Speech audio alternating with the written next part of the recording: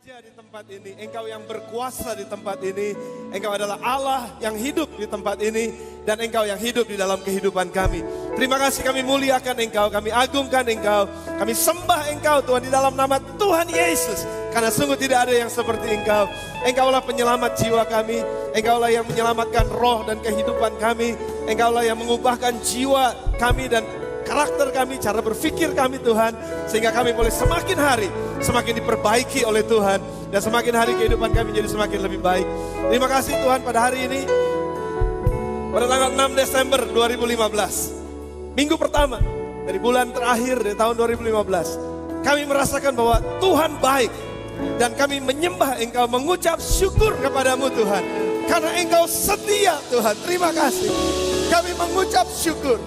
Di tengah-tengah semua pergumulan yang ada, Tuhan tetap baik, dan Engkau tidak pernah meninggalkan kami.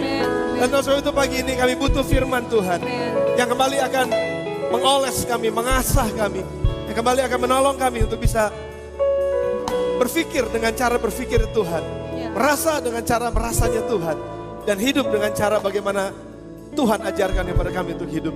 Oleh sebab itu Roh Kudus, Engkau ada di tengah-tengah kami sebagai guru agung kami. Semua energi negatif kami tolak dari ruangan ini dalam nama Tuhan Yesus. Dan yang positif dari Allah Roh Kudus di tengah-tengah kami. Dan itulah yang akan menguasai kami. Dalam nama Yesus kami berdoa dan kami mengucap syukur. Dan semua yang siap untuk firman Tuhan sama-sama katakan amin. Amin. Puji nama Tuhan. Sebelum sudah duduk, berikan dulu salam satu sama lain. 5 orang salam satu sama lain, katakan Tuhan pasti menolong dan memberkati engkau pada pagi hari ini. Yes.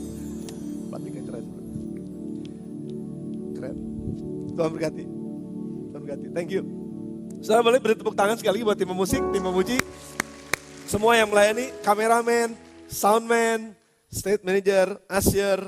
Dan kalau siang biasanya suka ada yang bagian parkir, kalau pagi nggak terlalu, karena nggak terlalu banyak. Yang di bawah nggak terlalu hektik. Puji nama Tuhan. Bagaimana kabar Bapak Ibu saudara sekalian? Baik-baik? Amin. Luar biasa. Kalau agak siang memang agak sedikit keras. Luar biasa. Kalau pagi, luar biasa. Kalau pagi biasa kita masih jaim, saudara, jaga image karena baru bangun tidur biasanya. Saya mengucap syukur sekali lagi karena kita udah masuk pada bulan yang terakhir dari tahun ini, dan minggu yang pertama ini kita akan sama-sama belajar 1 bulan ini masih dalam tema besar 3 bulan kita, yaitu one purpose, satu tujuan, dan tujuan kita yang kita akan bahas pada bulan ini adalah saving people's life, atau membawa orang datang kepada keselamatan dan atau menyelamatkan kehidupan orang lain. Dan sampai nanti pada tema ujung akhir dari bulan ini, di penghujung tahun, kita akan sama-sama belajar satu tema yang sama dan pemikiran-pemikiran yang sama. Biar kita punya satu tujuan yang sama. Dan salah satunya adalah bagaimana hidup saya bisa membawa orang lain datang kepada Yesus. Bagaimana hidup saya sebagai murid-murid Kristus bisa membawa orang lain masuk kepada pintu keselamatan. Dan mereka bisa memilih pintu keselamatan dan bukan pintu kematian, tapi pintu kehidupan. Dan kita mau belajar bersama-sama selama bulan ini. Saudara siap dengan firman Tuhan? Ya, Matius pasal yang ke-12, ayat yang ke-43 sampai dengan ayat yang ke-45. Kita akan baca dulu ini ayat-ayatnya, dan setelah itu kita akan berjalan dari situ satu persatu. Apabila, kalau sudah ketemu katakan yes. Oke, udah ada di atas. Apabila roh jahat keluar dari manusia, ia pun mengembara ke tempat-tempat yang tandus mencari perhentian, tetapi ia tidak mendapatkannya. Lalu ia berkata, aku akan kembali ke rumah yang telah kutinggalkan itu. Maka pergilah ia dan mendapatkan rumah itu kosong, bersih, tersapu, dan rapi, teratur. Lalu ia keluar dan mengajak 7 roh lain yang lebih jahat daripadanya, dan mereka masuk dan berdiam di situ. Maka akhirnya keadaan orang itu lebih buruk daripada keadaannya semula. Demikian juga akan berlaku atas angkatan yang jahat ini. Nah, kita pernah dengar cerita ini, saudara. Ini disampaikan oleh Tuhan Yesus sebagai satu perumpamaan yang mengenai satu kehidupan. Nah, saya terkesan sekali karena saya melihat dalam beberapa bulan terakhir ini, rumah yang lagi direnovasi itu berantakannya luar biasa, saudara. Dan kayaknya nggak beres-beres gitu. Kesel banget kalau kita ngelihat rumah yang berantakan. Kita nggak nyaman. Dan siapa di antara saudara yang mau kalau di rumah saudara ada kecoa? Angkat tangan saudara. Suka banget sama kecoa? Enggak ada ya? Oh ada, saya tahu di sini ada orang yang dengar cium bau kecoa aja udah tahu hadiratnya hadir di sini. Ya kehadirannya kecoa itu udah bisa kerasa dari bau-baunya saudara.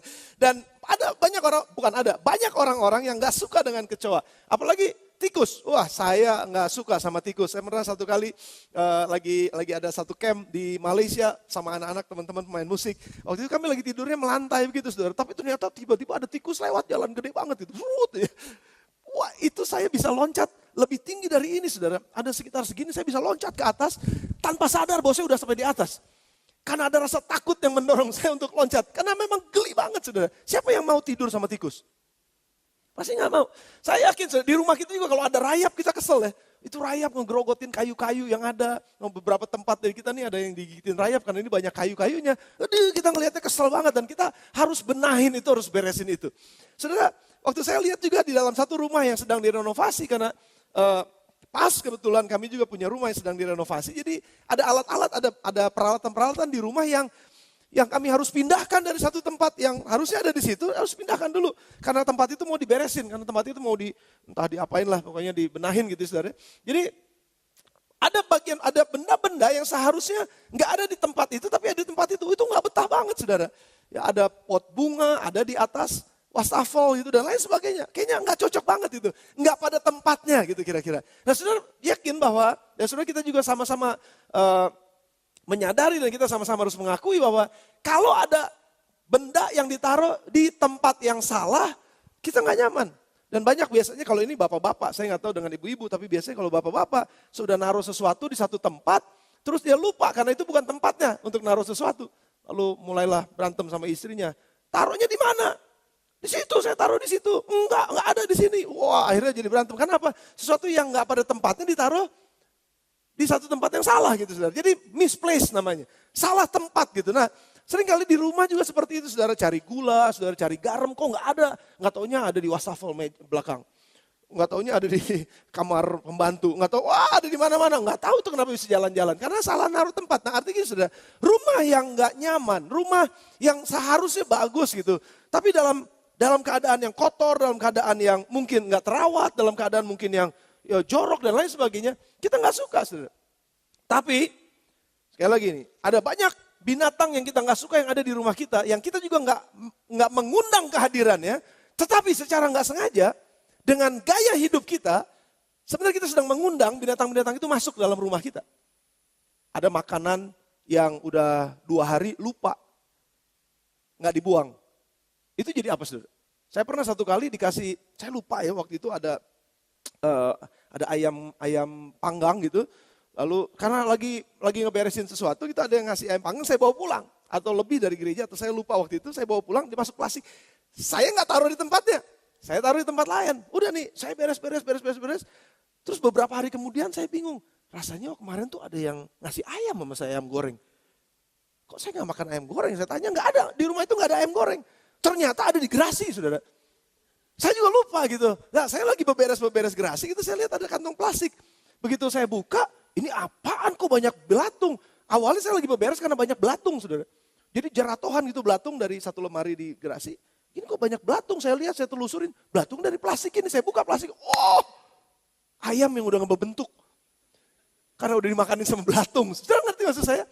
Sesuatu yang kita sebenarnya kita nggak mau ada belatung di rumah, kita nggak mau ada kecoa di rumah, kita nggak mau ada tikus di rumah. Tapi gaya hidup kita lah sebetulnya yang membuat mereka hadir.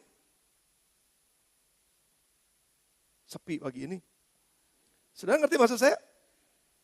Nah jadi manusia suka rumahnya bersih sebetulnya. Pada prinsipnya semua suka rumahnya bersih. Semua suka, semuanya nyaman, rumahnya nyaman, semua suka. Tetapi yang menjadi masalahnya adalah gaya hidup kita lah yang membuat semua itu jadi masuk. Semua itu jadi datang menghampiri kita. Dan itu memang gak enak. Nah saudaraku, pembahasan ini adalah mengenai bahwa kehidupan manusia digambarkan oleh Tuhan Yesus sebagai sebuah rumah. Nah bayangkan sekarang kalau kehidupan kita sebagai sebuah rumah, yang kita maunya bersih, tapi karena gaya hidup yang salah, karena memang cara hidup yang salah, habis makan gak mau pernah dicuci piring, sampai seminggu, baju gak pernah dicuci, jadi pada bau, lalu ada bekas-bekas remah-remah makanan gak pernah disapu, gak pernah dipel, dan lain sebagainya. Akhirnya, walaupun kita mau rumah kita bersih, tapi karena kita gaya hidup yang gak sesuai dengan tujuan rumah bersih, maka otomatis lah tanpa diundang kecoa datang. Otomatis nggak usah diundang karena tikus juga datang, kita akan masuk ke sana. Nah makanya kita perlu bersihkan rumah. Tema pada minggu ini adalah clean and fix the room. Fix and clean the room. Ya, bersihin dan benerin. Taruh di tempat yang benar semua yang harusnya benar. Nah itu adalah bagian kita saudara. Waktu Tuhan Yesus cerita seperti ini, kembalinya roh jahat, dia bilang ini ada roh jahat keluar dari satu manusia, lalu ia mengembara ke tempat-tempat yang tandus mencari pemberhentian, tapi ia tidak mendapatkannya. Tempat-tempat yang tandus, tempat-tempat yang kering. Saudara hati-hati, jangan sampai hidup kita menjadi kering, jangan sampai hidup kita menjadi tandus, karena itu adalah tempat yang dicari oleh roh jahat ini. Saudara percaya bahwa ada roh jahat? Ya berarti kalau ini Yesus yang katakan, bukan saya ngomong loh. Ini ada Yesus yang katakan. Saudara percaya gak bahwa ada setan? Tapi hebatnya setan ini sekarang merubah bentuk. Bukannya setan yang punya caling, bukannya setan yang punya tanduk, bukannya setan yang punya cakar gitu. Tapi setan yang cantik. Seringkali begitu sekarang saudara. Setannya gitu saudara. Banyak dan banyak macam setan mengambil rupa atau bentuk yang sekarang ini udah bukannya serem lagi saudara. Yang serem-serem malah anak-anak sekarang seneng. Coba boneka-boneka yang serem tuh anak-anak koleksi di rumahnya. Ada yang monster apa gitu ya jadi temen. Film-film karton sekarang monster-monster jadi teman. Artinya gini, setan udah gak terlalu ditakuti dalam bentuk yang menyeramkan. Tapi yang berbahaya adalah dia mengambil rupa seorang hamba. Kayak Yesus. Dia mengambil satu rupa yang bentuknya gak terlalu kecirian. Sakit hati sama temen. Sakit hati sama istri, sakit hati sama suami, sakit hati sama anak atau sama orang tua.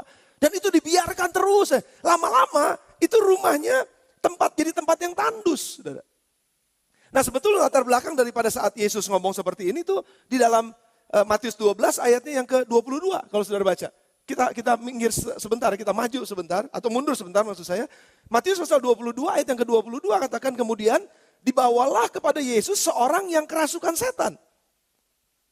Kerasukan setan tuh dipenuhi sama setan hidupnya. Ya, dan kita tahu setan itu adalah roh jahat. Dan orang ini kerasukan setan. Orang itu buta dan bisu. Jadi orang yang kerasukan setan tuh gak selalu yang bayangan kita nih saudara. Orang yang bermanifestasi gitu ya. Terus matanya merah, marah-marah. Dia pukul sana, tendang sini dan lain sebagainya. Atau dia ngerusak ini, ngerusak itu. Atau dia ngerusak tubuhnya. Bukan cuma sekedar itu yang mungkin ada bayangan kita seperti itu.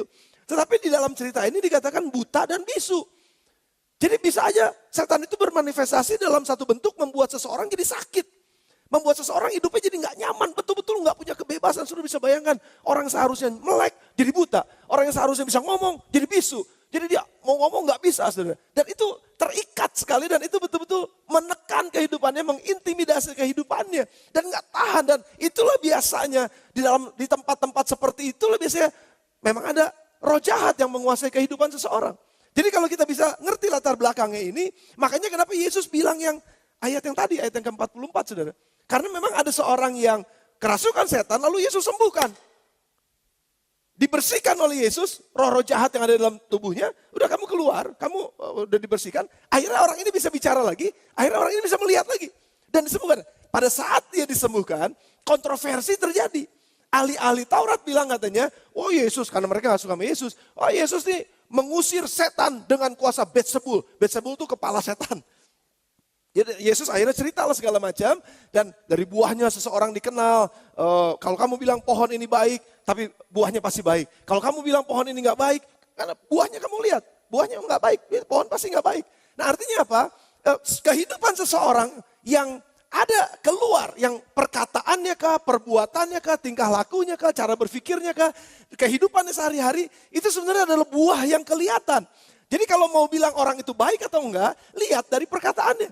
Kalau orang itu mau dilihat baik atau enggak, lihat dari cara hidupnya. Kalau kita mau tahu orang itu baik atau enggak, lihat bagaimana dia memperlakukan suami atau istrinya.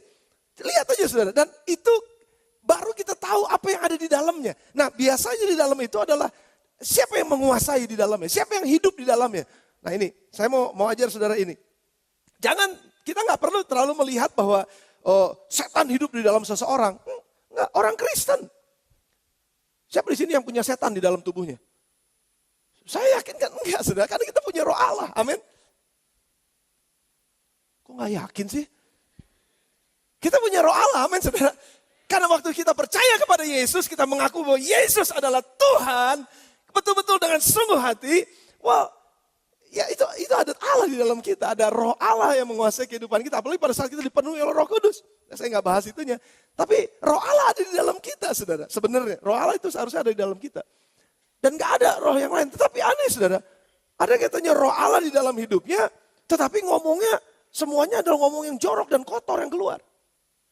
Nah sebetulnya ada masa-masa di mana kehidupan kita sebetulnya kosong. Walaupun kita punya Tuhan katanya, tetapi dibiarkan kosong. Saya mau bahas ini buat saudara. Kerasukan setan disembuhkan, orang-orang takjub, terjadi kontroversial. Lalu Yesus mulai menjelaskan begini. Rupanya ada dua kutub, saudara, ada dua kutub manusia. Jadi manusia dalam kutub yang pertama adalah, ini ke arah kiri. Ke arah kiri ini dia pahit hidupnya, selalu nggak suka sama orang lain, dibiarkan kebencian dalam hidupnya, bertumbuh, dikasih makan itu namanya kemarahan, kebencian, sakit hati, tersinggung, kecewa, semua dikasih makan, dibiarinin. Nah akhirnya hidupnya ini lama-lama ke sini, saudara. Nah orang yang hidupnya terus lama-lama ke sini, pahit, sakit hati, marah, kecewa, dipelihara, lama-lama ini kan mendekati sesuatu yang negatif yang disebut dikuasai oleh roh jahat. Rohnya jahat di dalamnya dan dikuasai oleh roh itu. Kehidupannya terus dikuasai oleh jahat dan pada akhirnya jelas dia sakit, jelas dia tertekan, jelas dia terintimidasi, jelas dia nggak nyaman hidupnya, jelas dia nggak bisa bergaul dengan siapapun karena pada saat dia bergaul dengan siapapun dia bisa marah, dia bisa akhirnya nggak nyaman, orang nggak nyaman dekat-dekat dengan dia juga, saudara. Karena dia memang memberi makan semua yang negatif-negatif ini. Dan itulah yang disebut dengan pada akhirnya hidupnya dikuasai oleh roh jahat. Minggu kemarin pendeta Yohana baru pulang dari Ambon, dia cerita bahwa dia melayani ada satu orang yang kerasukan ya. Jadi kerasukan langsung wow gitu. Nah itu kalau di daerah kebanyakan begitu. Wow gitu ya. Dan waktu dicoba dilayani ternyata begitu udah selesai, dia bilang saya mau bebas dari ini gitu. Seorang perempuan. Lalu ditanya kenapa? Karena dia tertekan, saudara. Dia diintimidasi dalam tempat pekerjaannya, gajinya kecil banget, tapi kerjaannya tuh dia ditekan, dia nggak tahu gimana ya. Jadi akhirnya dia merasa seperti tertekan dan dia simpen itu semua. Terus lama-lama, akhirnya dikuasai lah oleh roh itu. Sehingga dia udah nggak bisa bebas, dia nggak bisa lepas. Dan setiap kali dia marah, setiap kali dia emosi, setiap kali dia nggak suka, ya otomatis roh itulah yang berkuasa. Dan akhirnya dia nggak bisa menguasai dirinya lagi, saudara. Nah bayangkan, kalau ada gradasi seperti ini dan terjadi terus menerus, bayangkan ujungnya seperti apa, saudara. Tetapi sebaliknya Yesus bilang, kalau seseorang percaya kepada Yesus, diselamatkan, itu namanya keselamatan. Percaya kepada Yesus sebagai Tuhan. Bukan roh itu yang menjadi Tuhan saya, tapi roh ini yang menjadi Tuhan saya. Dan saya mulai percaya di sini pada saat saya percaya kepada Yesus, ini titik awal di mana kita akan semakin hari semakin jadi lebih baik. Semakin hari kita semakin bertumbuh, semakin hari semakin sabar, semakin hari kita semakin luka-luka hati, sakit hati, kecewa dan lain sebagainya itu hilang. Dan kita nggak mau lagi dikuasai oleh itu. Tapi ini arahnya ke sini semua, saudara. Ini roh yang benar, itu roh yang jahat, ini roh yang baik. Nah yang mana yang kita mau pilih pada pagi hari ini? Nah Yesus katakan anak ini dia udah terlalu banyak kecewa mungkin. Akhirnya Yesus bebaskan. Tapi waktu dia bicara pada ujungnya, dari buahnya seseorang diketahui. Artinya gini, kalau manifestasi itu buahnya jelas. Tapi kalau iri hati, nggak terlalu kelihatan.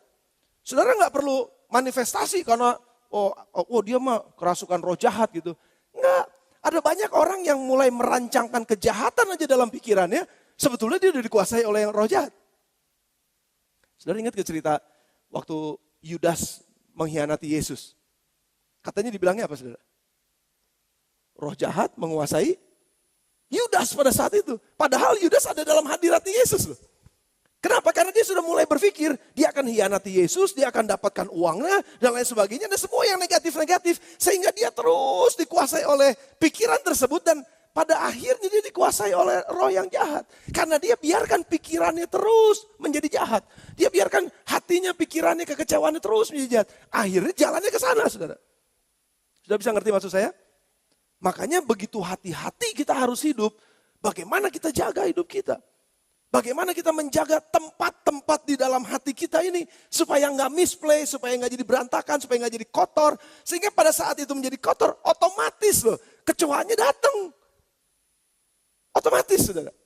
Tetapi kalau kita mau percaya kepada Yesus dan kita mulai hidup dengan caranya Yesus, walaupun mungkin capek, nggak nyaman karena kecenderungan manusia tuh ditariknya ke sana. Tapi ini kita lawan, kita mau tariknya ke sana. Nah itu yang dibilang, kamu akan dipenuhi oleh Roh Kudus dan Roh Allah akan diam di dalam kamu dan kamu akan dipimpin pada seluruh kebenaran. Amin. Kok nggak ada yang bilang amin sih, saudara? Waktu kamu dipenuhi oleh Roh Allah, percaya kepada Yesus dan dipenuhi oleh Roh Allah, disitulah titik awal di mana kamu akan terus-menerus dipimpin kepada seluruh kebenaran. Jadi jangan lagi diikuti yang kesana, ya jangan diikutin, saudara. Karena memang kecoanya memang suka kalau diikutin, ada remeh-remeh dibiarinin, meja habis makan gak dilapin, gak dibersihin, gak mau cuci piring, itu ilustrasi rumah. Sama di dalam hidup kita juga sama. Kita juga akan berhubungan sama orang lain. Begitu ada selek sedikit, aduh kok dia begitu ya, ill feel. Mulai sakit di dalam. Apa ill feel tuh? Ill feel. Merasa sakit katanya gitu ya. Sakit banget nih. Tapi dibiarinin, bertahun-tahun itu dibiarinin, itu dikasih makan. Itu terus ke sana, saudara. Nah hati-hati dengan ini. Bersihin cepet-cepet.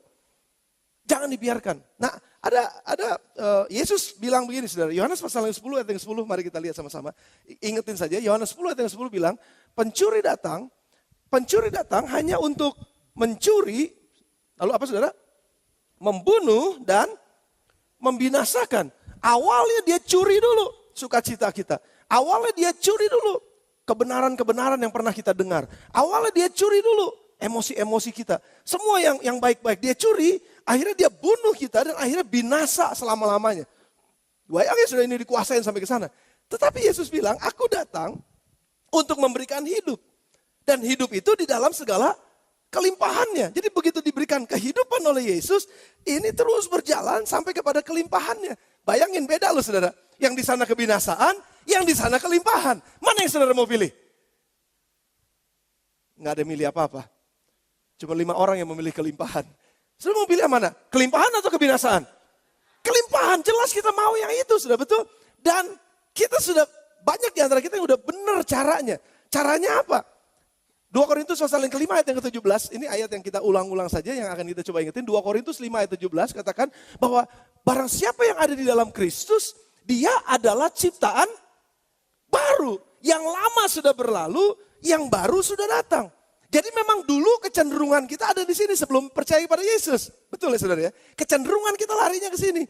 Tetapi pada saat kita percaya kepada Yesus, disitulah saatnya di mana kita dibalikin arahnya, lalu kita diarahkan ke sana. Nah waktu kita percaya kepada Yesus, sebetulnya itulah inti dari apa yang Yesus sedang sampaikan ini. Saya mau saudara melihat ini. Ciptaan baru, kembali kepada ayat yang ke-44, Matius pasal yang ke-12. Lalu roh jahat itu waktu dia udah keluar, ini sudah perhatikan ya. Waktu Yesus, kita percaya kepada Yesus, disitulah saatnya kita menata kembali ulang kehidupan kita. Di situ kita sadar, di situ kita ngerti bahwa oh iya hidup saya itu dulu salah ya. Iya hidup saya itu dulu gak benar ya, saya ngerti. Karena Yesus bukakan itu buat saya. Nah pada saat itulah kita diperbaharui.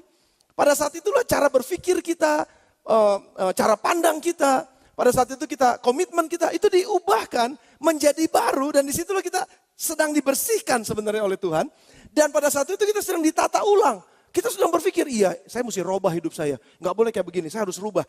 Nah sudah perhatikan, itu yang disebut sebagai, lalu ia katanya roh jahat itu keluar dari orang tersebut. Lalu ia berkata setelah keluar gak menemukan tempat, aku akan kembali ke rumah yang telah kutinggal itu. Keinginan jahatnya sebenarnya udah keluar.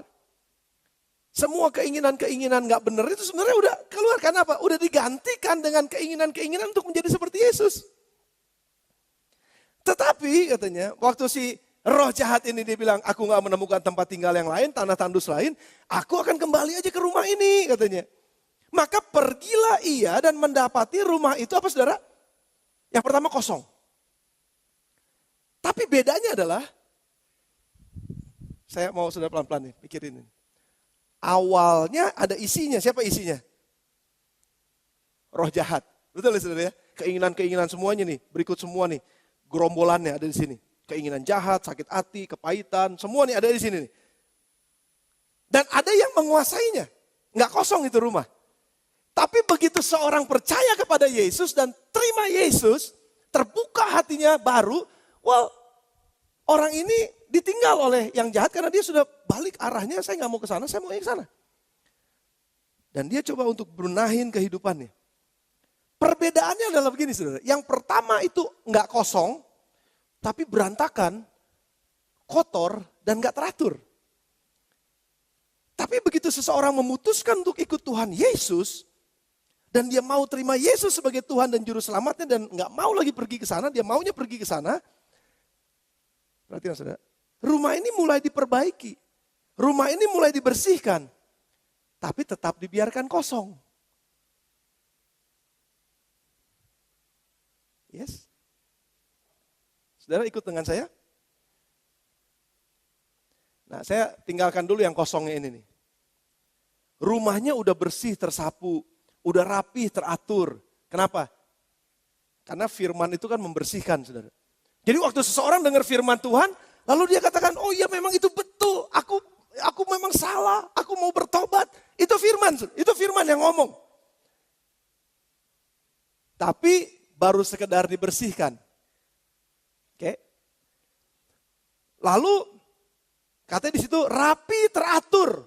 Berarti sebelumnya nggak teratur dan nggak rapi. Nah, waktu hidup di tempat yang sudah, oh iya saya harusnya begini ya, saya harusnya begitu ya. Itu kan udah mulai teratur saudara. Iya, saya nyesel kemarin tuh saya minum alkohol terlalu banyak tuh. Makanya saya jadi bawaannya bawa emosi, marah. Apalagi kalau udah nggak ada minuman, kayaknya saya bawaannya uring-uringan. Oh sekarang saya nggak mau lagi kayak begini. Nah udah mulai teratur saudara. Dulu iya, hidup saya kalau kerja tuh pulangnya sampai pagi pulang pagi, akhirnya nggak punya waktu sama keluarga, udah nggak fungsi sebagai suami, nggak fungsi sebagai istri, sama sekali nggak berfungsi sebagai seorang pelajar, nggak berfungsi sebagai seorang mahasiswa, nggak berfungsi sebagai seorang hamba Tuhan. Katanya aja judulnya begitu, tetapi sebenarnya fungsinya enggak. Itu misplaced saudara. Nah sekarang begitu dengar firman Tuhan, oh saya mesti balik nih, saya mesti beresin lagi. Nah udah mulai diberesin saudara. Tapi yang menjadi masalahnya kosong. Saya bayangkan saudara, rumah yang habis direnovasi, udah bersih, udah rapi, tapi nggak ditinggalin. Segala sesuatu yang dibiarkan lama kosong, apalagi nggak dipakai, kecenderungannya apa saudara? Rusak. Saudara punya mobil sebagus apa? Saudara punya, bannya, peleknya semuanya bagus, mobilnya keren banget, mahal, mesinnya bisa narik 250 km per jam. Itu di tol nggak ada yang ngalahin tuh. Wah mobilnya juga keren banget, tapi diparkir terus di garasi saudara. Nggak pernah dipakai. Olinya nggak pernah dilihat. Semuanya, walaupun memang nggak pernah dipakai saudara. Bensinnya mungkin penuh di situ. Tapi aneh loh. Begitu mau dihidupin, nggak bisa dipakai jalan. Rusak saudara, karena nggak dipakai. Rumah kosong juga kan sama saudara. Walaupun bersih rumah itu, kalau kosong tetap aja. Yang namanya di dalam dunia ini segala sesuatu kalau dibiarkan kosong, itu aus, lapuk, dan akhirnya rusak. Nah makanya kenapa kosong? Harus ada yang nempatin. Setelah kita percaya kepada Yesus, itu adalah keputusan kita. Nggak otomatis loh, nggak otomatis Yesus terus-terusan tinggal di dalam kita, saudara. Sudah ngerti maksud saya? Jadi saya nggak setuju dengan satu teologi yang bilang katanya waktu kamu percaya Yesus, dia selama-lamanya akan tinggal di dalam kamu. Enggak. Karena itu pilihan kita sebagai tuan rumah. Karena ada kecenderungan yang waktu orang udah percaya kepada Yesus, udah mulai sadar bahwa ini hidup saya salah, dia mulai mau berbalik dari hidup yang salah, dan dia mau terus rearrange kehidupannya, dia mulai nggak mau misplace lagi dalam kehidupan, dia taruh hidupnya di tempat yang benar, dia taruh pikiran di tempat yang benar, dia taruh perkataannya di tempat yang benar. Pokoknya saya nggak mau misplace, saya mau teratur hidup saya, makannya teratur mulai sekarang, berdoanya teratur, semua udah serba teratur. Waktu percaya pada Yesus sudah mulai berpikir untuk saya mau hidup lebih baik lagi. Tetapi kalau tetap membiarkan rumah itu kosong, nggak ada yang berkuasa di dalamnya, maka otomatis kecenderungan pertama tadi itu akan balik lagi. Makanya kenapa ada orang yang dengar murtad. Biasanya orang yang murtad tadinya nggak percaya Yesus, terus dia percaya Yesus. Terus karena nggak dijaga kehidupannya, kosong kehidupannya, akhirnya dia balik lagi kepada kehidupan yang lama. Mulai lagi sakit hati. Nah, sakit hati yang kedua itu lebih sakit daripada sakit hati yang pertama. Kenapa? Karena sakit hatinya bawa teman 7. Sudah bisa bayangin, tadinya sakit hati sama 1 orang. Sekarang sakit hatinya sama 8 orang. 7 kali lebih banyak dia sakit hati sama orang. 7 kali lebih banyak dia pahit sama orang. 7 kali lebih banyak dia marah sama orang. 7 kali lebih banyak dia berontak sama orang. 7 kali lebih banyak dia lakukan semua kebiasaan-kebiasaan buruk yang sebelumnya mungkin cuma 1 kali. Ini 7 kali lebih besar kejahatannya. Sudah bisa perhatikan. Kalau saudara lihat ada orang-orang yang meninggalkan jalan kebenaran, meninggalkan pemikiran-pemikiran yang rasional, yang benar. Dia hidupnya semakin lama semakin gak beres, saudara. Ada orang-orang yang, saya bicara sama anak-anak muda di ekstrim kemarin itu, hidupnya gak benar, saudara. Wah, tapi waktu percaya kepada Yesus, hidup gak benar maksudnya gini, berpikir yang cabul, yang jorok-jorok gitu segala macam. Lalu begitu percaya kepada Yesus, itu cara yang salah, itu adalah gaya hidup yang salah. Nanti ujungnya kamu tahu mau kemana. Akhirnya sekarang, oh iya saya gak mau lagi Tuhan Yesus, saya bertobat. Saya gak mau lagi hidup seperti itu, saya mau tata hidup saya. Saya mau, kalau ada pikiran-pikiran jorok, saya ngajarin gini saudara. Kalau ada pikiran jorok laki-laki khususnya, itu minum air sebanyak-banyak air putih maksud saya, tapi jangan 1 galon. Ya, tapi minum air sebanyak-banyaknya, lari kelilingin rumah, saya ngomong sama anak-anak remaja, lari kelilingin rumah 200 kali. Kalau lagi ada pikiran-pikiran cabul, pikiran-pikiran yang gak benar, lari. Karena itu memang dosa yang gak bisa ditengking. Bapak-bapak dengar saya, kalau bapak-bapak lagi ada, ini kita ngomong gak apa-apa ya, jujur? Boleh ya? Ibu-ibu pasang seat belt. Karena bapak-bapak sering berpikiran jorok, walaupun udah punya istri, ya berpikir mau nonton ini, terus lihat ini, lihat itu, segala macam pikiran yang jorok-jorok gitu.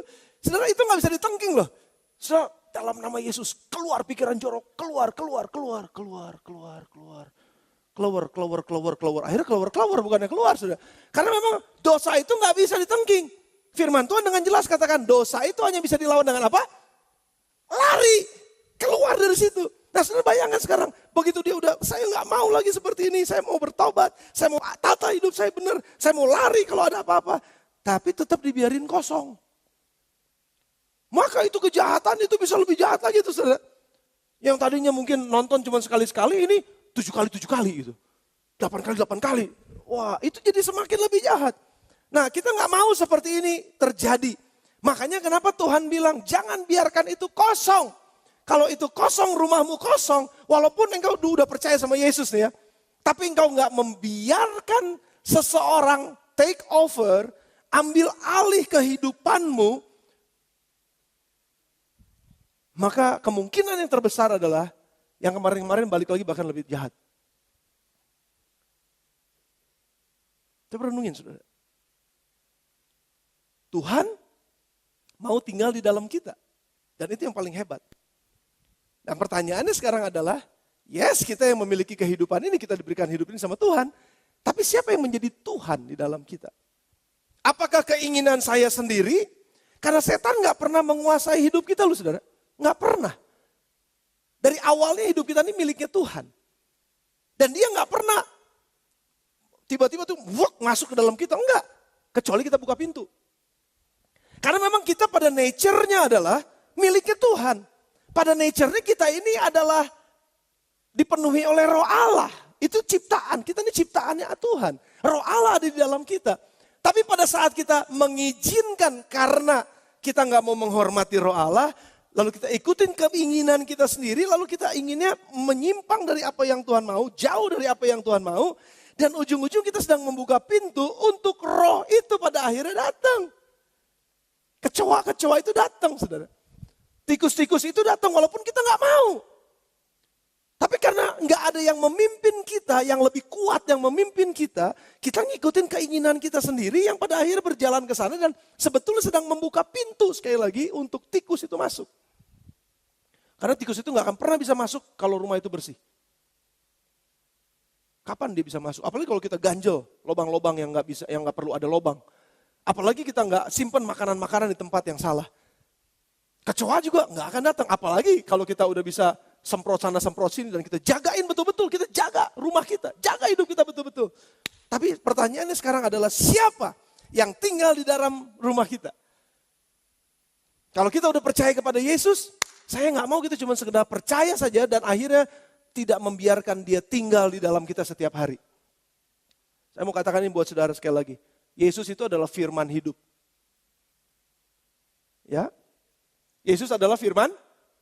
Ngomong sama saya, Yesus adalah firman hidup. Katakan 1, 2, 3. Yesus adalah firman hidup. Nah, kalau kita biarkan dia masuk ke dalam hidup kita, artinya kita harus membiarkan dia tinggal di dalam kita. Siapa dia?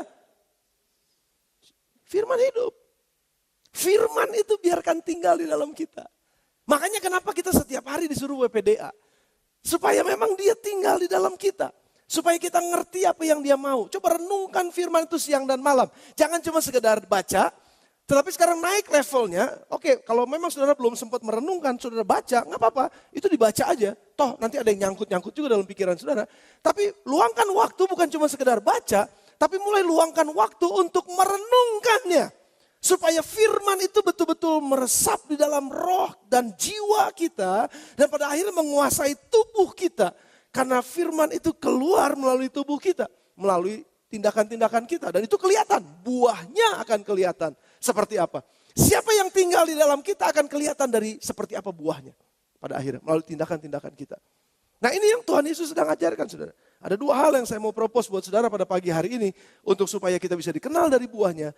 Pada saat kita sudah memutuskan untuk percaya kepada Tuhan Yesus. Langkah apa yang harus kita kerjakan? Filipi pasal yang kedua. Ini yang pertama, saudara mesti ingat ini. Kerjakan sama-sama saudara. Kita harus tetap mengerjakan ini. Filipi pasal yang kedua ayat 12 sampai dengan ayat yang ke-13. Kamu memang sudah taat kata Paulus. Tetapi hendaklah kamu senantiasa mengerjakan keselamatanmu dengan takut dan gentar. Kerjakanlah keselamatanmu itu. Jangan cuma sekedar kamu terima keselamatan. Jangan cuma sekedar kamu percaya kepada Yesus dan saya percaya kepada Yesus, saya sudah selamat. Tunggu dulu, kecenderungan-kecenderungan untuk ke sana itu masih kuat saudara. Makanya pada saat kita percaya kepada Yesus, jangan biarkan kosong. Izinkan sekarang Yesus yang ambil alih kehidupan kita. Take over betul-betul kehidupan kita. Biar firman hidup itulah yang menguasai semua kehidupan kita. Kalau ada kecenderungan untuk ke sini, firman itu katakan nggak begitu. Firman itu katakannya harus begini. Tarik ke sini saudara. Karena dia yang berkuasa atas kehidupan kita. Memang betul nggak enak. Memang betul kayaknya ada perjuangan. Memang betul kayaknya nggak betah banget. Karena kecenderungan kita mau melampiaskan ke sini semua. Baru kita bebas seolah-olah. Enggak, kita justru tambah terikat untuk melampiaskan ke sini. Justru kita harus melihatnya sekarang Yesus yang ada di dalam saya. Dan saya akan kerjakan apa yang firman-Nya sampaikan buat saya. Karena dia sudah selamatkan saya akan kerjakan keselamatan ini. Saya nggak mau main-main dengan keselamatan ini. Saya pernah khotbahkan ini sebelumnya kepada saudara. Waktu saya terima ini sebagai anugerah. Air minum ini saya terima sebagai anugerah. Ini sebagai keselamatan yang gratis yang saya terima. Saya nggak minta, udah ada di situ. Dikasih buat saya. Dan saya mengucap syukur buat keselamatan ini. Tetapi kalau saya membutuhkan itu dan saya mau hidup di dalamnya, saya harus mulai mengerjakannya. Apa yang saya harus buat? Saya harus buka. Saya nggak bisa ini biarkan terus diam di situ. Saya nggak boleh membiarkan keselamatan itu dan saya bilang, Yesus saya udah percaya kepada Yesus. Saya selamat, puji nama Tuhan. Tapi do nothing, itu namanya rumah kosong. Rumah yang dibiarkan kosong. Walaupun kita udah punya keputusan untuk bersih. Kita udah punya keputusan untuk tertata rapi. Tetapi kalau tetap kosong, kecenderungannya akan jauh lebih besar ke sana.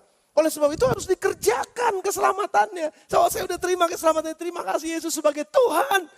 Saya harus jadikan dia Tuhan setiap hari.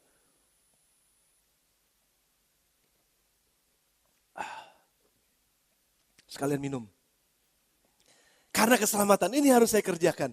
Karena keselamatan ini saya harus buka, saya harus kerjakan, saya harus capek memang, iya capek, nggak apa-apa. Tapi waktu Yesus katakan ini, saya lakukan ini. Waktu Yesus katakan ini, kecenderungannya saya mau yang ke sana. Padahal saya tadi saya tadi kesinggung banget tuh sama dia tuh. Dia ngomong ini, ngomong itu. Saya marah sebenarnya. Tuhan bilang gini, ya udah kamu terima itu sebagai satu kebaikan. Karena itu mungkin masukan buat kamu supaya kamu jadi lebih baik. Oke Tuhan, tapi gue sebel sama dia, tapi ya jalannya ke sini. Jadi membiarkan dia menjadi Tuhan kita setiap hari. Itu mengerjakan keselamatan kita. Tetaplah kerjakan keselamatanmu. Karena ayat yang ke-14, ayat yang ke-13 kalau sudah lihat tadi, Filipi pasal yang ke-2 tadi, ayat yang ke-12 dan 13. Coba kita baca sekali lagi. Boleh dibukain? Hai saudara yang kekasih, kamu senantiasa taat karena itu tetaplah kerjakan keselamatanmu dengan takut dan gentar. Bukan saja seperti waktu aku masih hadir, tapi terlebih waktu aku tidak hadir. Ayat yang ke-13. Nah ini, karena Allah lah yang mengerjakan di dalam kamu baik kemauan maupun pekerjaan menurut kerelaannya. Pertanyaannya adalah, apakah Allah berkuasa di dalam kita? Karena pada saat kita biarkan dia tinggal di rumah kita, jangan dibiarkan kosong, maka pada saat itulah Allah akan mengerjakan di dalam kamu. Dia nggak bisa mengerjakan sesuatu di luar kamu. Dia mengerjakan sesuatu itu di dalam kamu. Supaya kamu betul-betul bisa dibersihkan setiap hari. Kamu bisa mulai menata hidupmu setiap hari. Tapi di dalam. Jadi kehidupan kita yang kita biarkan terbuka buat Tuhan. Bukan buat yang roh ini, tapi buat yang roh ini. Kita biarkan itu terbuka. Dan kita biarkan roh Yesus itu, roh kudus itu yang masuk menguasai kehidupan kita. Dan firman hidup itu yang ada di dalam kita. Biarkan itu hidup dan bertahta jadi Tuhan buat kita. Setiap hari saudara. Waktu ada kecenderungan mau ke sini, mulai berpikirnya, Yesus adalah Tuhanku. Karena aku tahu hidupku nanti akan teratur di sana. Rumahku jadi akan nyaman di sana. Aku nggak akan lagi bau bangke di situ. Tapi di sini, bunga-bunga di mana-mana. Kalau di situ mau baunya ngadu nggak karu-karuan. Kalau di sini wangi. Tapi memang saya harus kerjakan keselamatan saya sampai ke sana. Saudara yang bersama dengan saya katakan amin. Yang kedua saudara, tetap bersih, tersapu. Tetap bersih dan tersapu. Ini bagian kedua, ini ada dua bagian. Yang pertama tetap bersih dan tersapu rapi. Dengan apa kita menjaga hidup kita benar? Mazmur pasal yang 119 ayatnya yang ayat yang ke-9. Mazmur 119 ayatnya yang ke-9. Firman Tuhan katakannya apa? Dan dengan apakah seorang muda mempertahankan kelakuannya bersih? Dengan apa saudara? Dengan menjaganya sesuai dengan firman. Dengan apa kita menjaga kelakuan kita tetap bersih? Tetap bersih. Kita jaga terus kelakuan kita dengan firman. Dan biarkan firman itu ada di dalam kita. Menguasai kehidupan kita.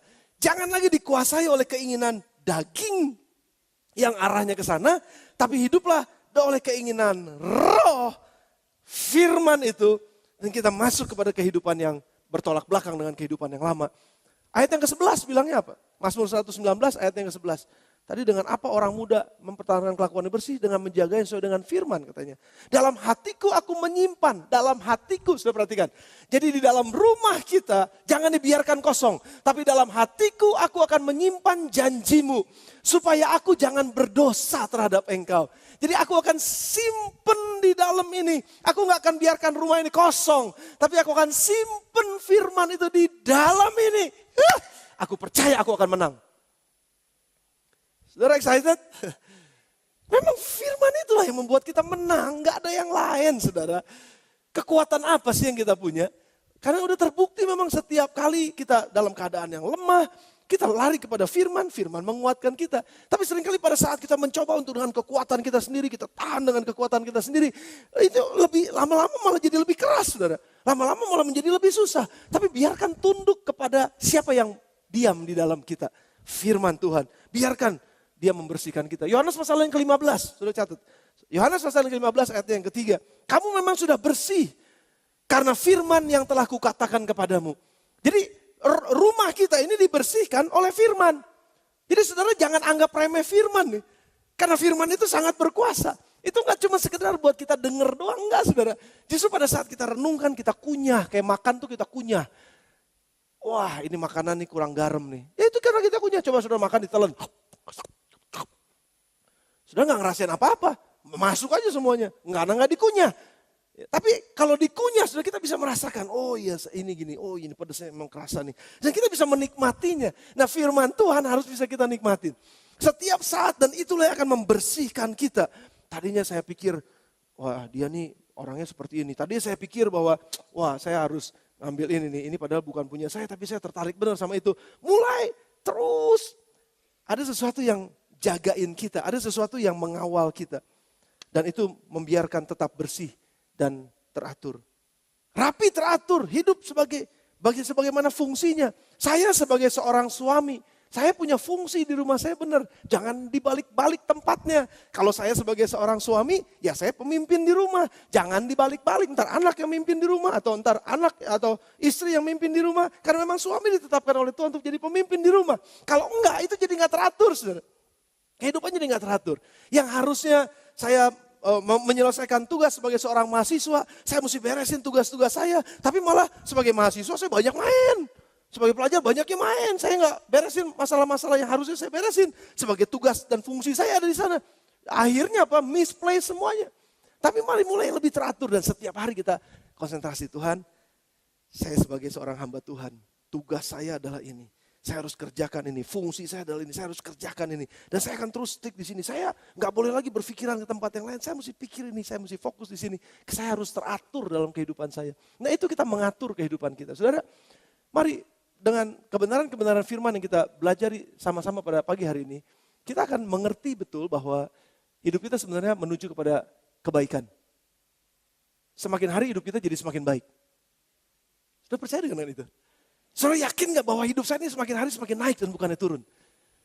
Kita mau masuk pada tahun 2016, tahun yang baru. Ya, mungkin selama tahun 2015 ini kita udah bilang, waduh banyak bener gagalnya, banyak bener jatuhnya. Enggak. Tahun 2016 menjadi tahun yang luar biasa buat kita. Menjadi tahun yang membuat kita lebih maju, lebih dewasa, lebih kuat di dalam Tuhan. Penuh dengan sukacita, penuh dengan kehidupan, penuh dengan antusiasme, penuh dengan kemenangan. Dan 2016 kita akan lihat menjadi tahun-tahun yang lebih baik. Kenapa? Karena kita mau terus bersihin rumah kita. Kita nggak mau rumah kita jadi kotor. Kita nggak akan biarkan juga rumah kita jadi kotor. Amin saudara? Mari sama-sama tutup mata saudara, angkat tangan saudara sebentar di hadapan Tuhan. Mari kita komitmen bersama-sama di hadapan Tuhan. Sambil kita akan berdoa, kita akan renungkan firman ini. Taruh tangan kiri saudara di dada saudara. Mari kita datang kepada Tuhan secara pribadi, masing-masing secara pribadi. Mari kita katakan kepada Tuhan, aku gak mau hidup sama kecoa. Ngomong sama Tuhan, ngomong kepada diri kita sendiri pada hari ini. Aku mau komitmen, aku gak mau rumahku penuh dengan tikus. Aku gak mau rumahku dirayapin. Aku gak mau di rumahku jadi banyak semut di mana-mana. Aku mau bersihkan semuanya. Aku gak mau izinkan tikus masuk. Aku gak mau izinkan, karena ada janji Tuhan. Bahwa ada firman yang sanggup hidup di dalam saya. Dan itulah yang menjaga saya dari semua binatang-binatang yang gak berhak masuk rumah ini. Rumah ini adalah rumah yang kudus. Tuhan katakan bahwa, hey, tidak tahukah kamu bahwa kamu adalah bait sucinya Tuhan. Haleluya. Kamu adalah rumah sucinya Tuhan. Kamu, di dalam kamu ini ada roh Allah yang hidup. Ada roh Allah yang kuat. Ada roh Allah dan firman yang membawa kehidupan. Bukan kepada kematian, tapi membawa kepada kehidupan. Bukan kepada sakit penyakit, tapi membawa kepada tubuh yang sehat. Bukan pikiran-pikiran yang jorok, tapi pikiran-pikiran yang cemerlang. Bukan pikiran-pikiran yang kasar atau kehidupan-kehidupan yang kasar, tapi kehidupan-kehidupan yang lemah lembut, penuh dengan kesabaran dan kasih sayang. Kita adalah umatnya Tuhan. Kita, di dalam kita, ini ada roh Allah. Di dalam kita ada firman Tuhan. Yesus sudah sediakan itu buat kita. Maukah saudara mengundang dia untuk tinggal di dalam kita? Yes, kita memang udah jadi orang Kristen. Kita udah percaya kepada Yesus. Betul, saya juga sama.